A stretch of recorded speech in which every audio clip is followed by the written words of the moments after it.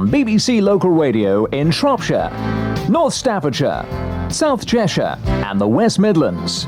We present Mike Adams and Chris Savory, the Record Collectors, from now until 9 tonight.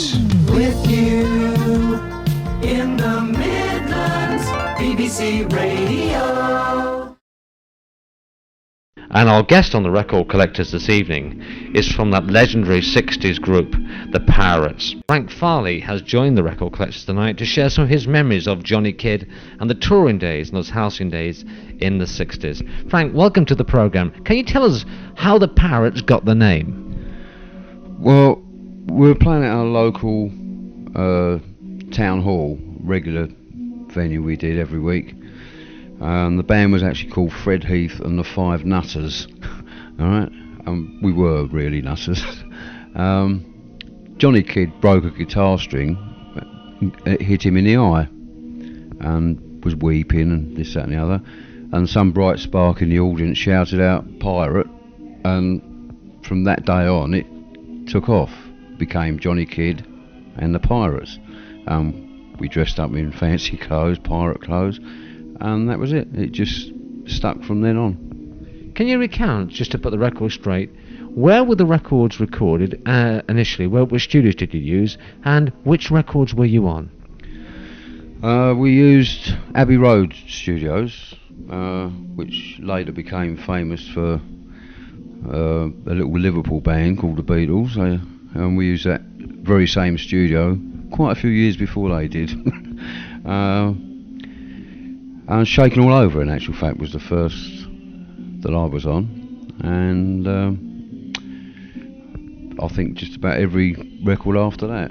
I'll recount some of them. That's Yes Yeah, That's My Baby, Linda Lou, Please Don't Bring Me Down, Hurry On Back to Love, A Shot of Rhythm and Blues, I'll Never Get Over You, Ecstasy, Hungry for Love, Dr. Feel Good, Jealous Girl, Shop Around, Whole Lot of Women. Were you on any of those? All of them. Any other ones I've missed off? Oh, I don't know, probably. I wasn't really listening. Well, when you started touring with Johnny Kidd, of course, the Johnny Kidd was an established band and group long before the likes of the Beatles. You played at the Cavern, didn't you, as Johnny Kidd and the Pirates, and you topped the bill, and the Beatles were some way down the bill. What was it like in those days in Liverpool, with all those groups around there, and what kind of atmosphere was it for you, coming in there as stars? Well, we used to go up to Liverpool and play the Cavern, as you say, and we used to be out there for a week at the Cavern, playing a lunchtime session and an evening session. And there would be maybe at each session 3 or 4 local bands, amongst them the Beatles, Joey and the Pacemakers, Pete McLean and the Decoders, right? I think the Big Three, another great band, King Size, Taylor and the Dominoes, another terrific outfit, you know, and it was just they played a lot of rhythm and blues numbers that from America that most of the bands and general public is down south, or in London where we come, had never heard of this material. And the Pirates, in actual fact, got off on it and nicked quite a bit off these little Liverpool bands. They were very, very talented, and they were leading the field in their own area. They were a cult, and we latched onto it. And we were influenced partly by them before they made it, in actual fact. So it started to influence the repertoire you would be playing. Sure. The band that you were in, Frank, of course, let's try and get some names. Would that be Mick Green on lead guitar? That was Mick Green on lead, Johnny Spencer on bass guitar. Right. And Mick Green was with the band until 1964. We were doing a Blackpool summer season, South Pier, and we're all there with our wives, and Mick Green was the only single man, and he didn't like it, you know, 13, 14 weeks in one place, and he was the only single guy, and he had an offer then to join Billy J. Kramer and the Dakotas and fly off to Honolulu and America, and naturally he took it, and off he went. But John Spence and myself stayed with Kidd until about 3 months before he died. We actually left Johnny Kidd. Johnny Kidd really had a very short career, and it was had an untimely death.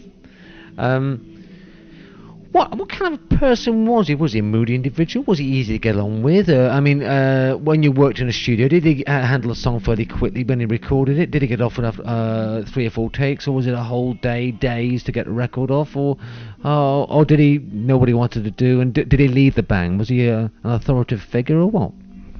No, John used to write a lot of material, and he would write it on the back of a bus ticket or something, you know, and then we would just go in the studio and play with it. In those days we were virtually recording direct. There was no overdubs, right? It was like 2-track or 4-track and straight on. There's none of these 32-track and all that rubbish, you know. So we would just go in the studio and do maybe 2 songs, and we would be in there 4 or 5 hours doing those 2 songs. We'd be rehearsing until we had them how we thought they were good, and then go for it, bang, and the end product was it. That was all done at Abbey Road Studios, of course. What was Johnny's favourite record, do you think? I mean, what was the one he really always enjoyed doing on stage? Well, I think Shaking All Over, and it's proved actually it's been a favourite. I think that, you know, The Who and just about everybody else has done it, if not recorded it. They certainly do it in their live act. And let's face it, I personally feel it's one of the very few British rock and roll standards that's actually stood the test of time. We're talking about his life as such and so on. Do you think, I mean, lots of macabre things are written about people when they're no longer here to defend themselves, but he died very young in a major car accident. Do you think he was fated to die in a car crash? I mean, do you think was he a safe driver? I mean, you travelled with him presumably or around the country. What kind of driver was he? Well, Johnny Kidd was a very fast driver when he was behind the wheel. A bit reckless, but let's face it, in those days you didn't have an MOT certificate for your car or anything, you know, and ball tyres were the norm, and you know, a tube sticking out of the tyres, etc. It was nobody bothered. But Johnny was fated, I believe, in some way, because whichever vehicle he went in, doesn't matter whether he was driving or whoever was driving, he had a mishap. And I can recall one incident when Johnny was driving a car, and we were in fact in the car with him, and we weren't going fast. It was thick snow going across the Yorkshire moors up near Spennymoor somewhere, and all of a sudden, it was like early hours of the morning, all of a sudden the car come to a halt, bang, we'd hit a lamp post. Now this lamp post was the only lamp post for about 50 miles either side, you know, across the moors. Now that's got to be unlucky, isn't it? Yes, it has. Let's pick one more track from his career that you were on. Can you perhaps give me something that you'd like me to play?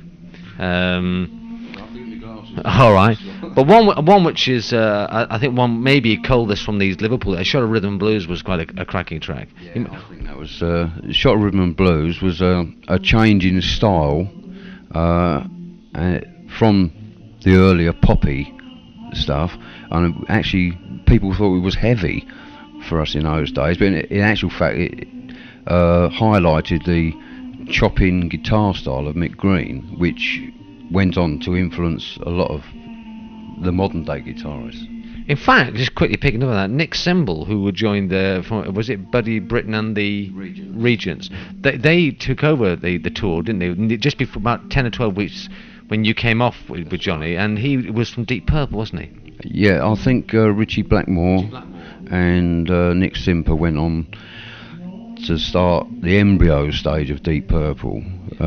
Deep Purple was one of those bands that had so many good musicians in and out of it, you know. Let's have a shot of Rhythm and Blues.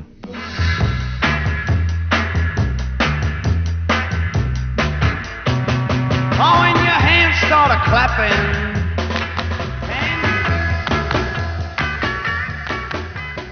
Let's move on now to post Johnny Kidd and the time when the Parrots started performing in the 70s. You cut a couple of albums in the 70s. What were they called? One was called Skull Wars, and the first one was called Out of Your Skulls, which we were most of the time. We recorded that for Warner Brothers in America for release throughout the UK. That purely started as a jam session together, because we hadn't played together for about 12 years, and we just drew lucky. Record company signed us, and that was it. We put these records out. And do you ever do gigs at the Parrots now at all? No, not now. We're all doing separate things. I do session work, Mick does session work. Who for? Anybody famous? Anybody we should know? No. That's modesty for you. Listen, the Parrots have given a lot of pleasure, especially to instrumental collectors and so on. You're obviously extremely collectible. We'd love to see a tour of the Parrots again. Who was in the Parrots band? Give us the name, the checklist of the 70s band of the Parrots. Who was with you in the band? It was Mick Green, myself, and Johnny Spence, which was the original three with Johnny Kidd. Can I say it's been a great pleasure having you on the programme. It's been my pleasure as well. It's been terrific.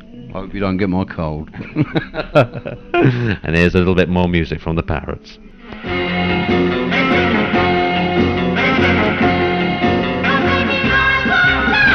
Got a Tracy wiggle and a ponytail.